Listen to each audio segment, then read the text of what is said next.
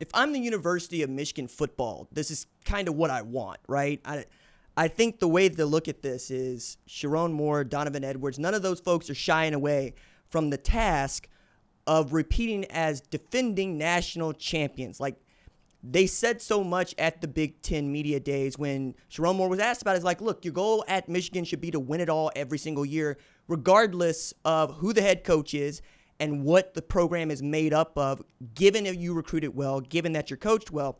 Now, they're replacing 17 of 22 starters, but most of us believe that they have the depth to begin the season as a top 10 team, at least in the preseason. When we start playing football games, all of that's going to change, particularly for Michigan when they play Texas. I think we're going to find out which one of those programs feels like the one that's going to make the college football playoff. Could be both of them, right? It could be both of them, depending on how that game goes and certainly how the rest of the season goes. But I am very interested to find out what kind of a Rorschach test this shows, because it's interesting to me that after we learned of Connor Stalions' Michigan sign-stealing scandal, we were consumed by it, right? The idea that you would cheat and record signals of future opponents in case you might play them feels like something out of an Ian Fleming novel. However, he got caught. They got caught. Suspended Jim Harbaugh for 3 games Big Ten play in November after being suspended for 3 games for recruiting violations. Well, I should say self-imposed. But now it kind of gets more complicated because the NCAA had already said that they're going to work at this one pretty hard because they didn't like the way that this went down with Jim Harbaugh with the recruiting violations. Sherrone Moore also implicated and served a 1-game suspension in that. And now we're talking about what punishment may come down for the University of Michigan regarding this particular scandal and regarding how they have interacted with the NCAA. That's news, right? There's no real opinion about any of that. It's expected. It's part of the course. But in as far as what we can expect to happen at Michigan, I mean, look, perhaps we're looking at penalties for Sherrone Moore and many of the staff, but most of that staff is not really there. Derard Robinson implicated in this, for example, he ain't there no more. You're looking at a Jim Harbaugh who took half the staff to coach the Los Angeles Chargers. There's only so much you can do, right? But I think that most people want to see something done, particularly if you played against Michigan the last 3 years and you suspect that you were victim to some of this cheating. I also think that it's moot going into 2024 because we're all using helmet to headset technology now. Like, that's the thing that I think is going to really start to make a lot more sense to people as we start playing games. You get to see folks aren't really needing to send in signals anymore. You can speak into the headset. As a matter of fact, covering the UFL this year, one of the cool things was the play caller could speak to 8 players on the damn offense or defense, in addition to the quarterback or the safety or linebacker, whoever got the green dot. I think all of that is going to play itself out, and we're really going to get back to what has made Michigan the last 3 years, because there have been all sorts of reasons to doubt that staff, right? I understand that there are folks that believe I feel some kind of way about Jim Harbaugh or his staff, and I don't. What I believe is that no man has been able to shuffle his staff as much as he has outside of Nick Saban and still achieve the same kind of results. I thought it was kind of interesting that we went from Josh Gaddis to Matt Gaetz to Sherrone Moore as offensive play callers. We went from Mike McDonald to Jesse Minter, and now we're going to Wink Martindale, but before that, Don Brown. Look, it really does matter who that head coach is, but we also got to see that the culture that Jim Harbaugh put in place for his players was second to none because those players were all pulling the same direction. It didn't matter to them so much that they didn't have their coaches on the sideline. They missed them, right? Everybody would miss them. But that impact their play on the football field? No. And as far as I know, Michigan is going to be playing regular season football games, and all of the players are going to be playing or eligible to play in that game. We're talking about people on the sidelines. We're talking about people that don't tackle. We're talking about people that don't pass. We're talking about people that don't catch. We're talking about people that don't run the ball. We're talking about people that don't actually have to throw their nose in at the line of scrimmage. They're calling plays. They're giving, shall we say, strenuous advice, right? But for the most part, not for the most part, absolutely, players play. Players got to make plays.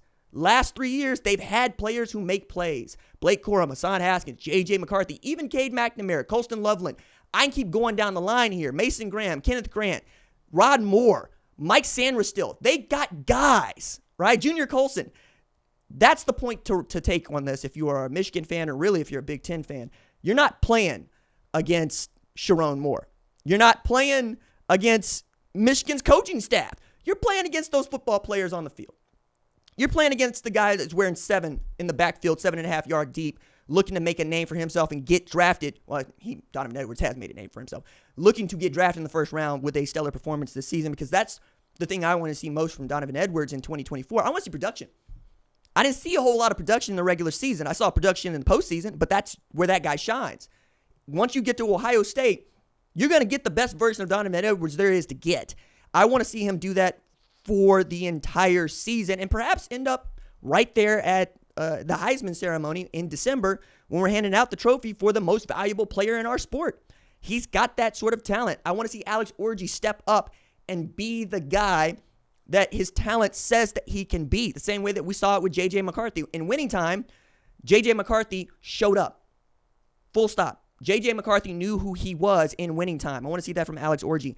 I would love to see what Wink Martindale's defense looks like when he's running it, because the guys that were running before learned it from him and implemented it, my goodness, into what they do. And now you got the architect himself calling the plays. I can't wait to see what Kurt Campbell does as a play caller. I want to see what it looks like for Sherrone Moore to be walking up and down the sideline, as much as we get to see Sherrone Moore walking up and down the sideline. But I'm done doubting the players over there. That's the point here. And I think you should be too.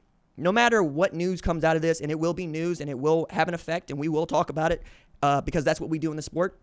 We're as interested in play on the field as we are the stuff going on off of it.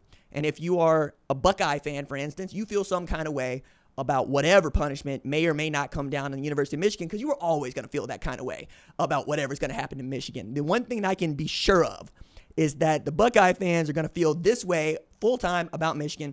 Michigan fans are going to feel this way full-time about Buckeye fans, but that's not really what we're talking about here. We're talking about protecting the integrity of the sport.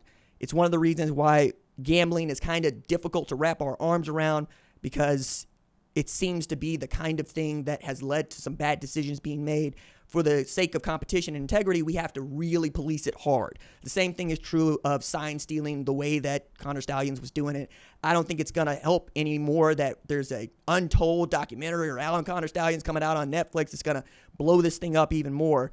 But I'm not going to be an alarmist about this. I'm not going to be overly judgmental about this because, frankly, it's already been done. There's no real new opinion about what happened with Michigan, and there's no real new opinion about what is going to happen with Michigan until we start playing football games. Then we could talk about, did this have an effect? What kind of effect did it have? But we also have evidence to show it didn't have an effect on the football last year. It simply did not. We saw Jim Harbaugh coach just 9 football games, and his program went 15-0. We saw Sherrone Moore miss games as a play caller, did not affect the play on the football field. As long as those dudes get to coach those guys up during the intervening times between Saturdays, and as long as those dudes stay healthy, there's every reason to believe that Michigan from last year has a chance to prove that they aren't a fluke, and that you look at the last 3 years since the plague year, they have been dominant. Let's see if Michigan can ascend to the territory that we've slotted for Georgia, that we used to slot for Alabama, and then let's reflect on this and see how what, if anything, has come of it. I'm fascinated by it because I'm fascinated by what other people have to say. So tell me what you think about what may or may not happen to Michigan going into this regular season, and we'll pick it up from there once we learn more about what Michigan football is going to do in 2024.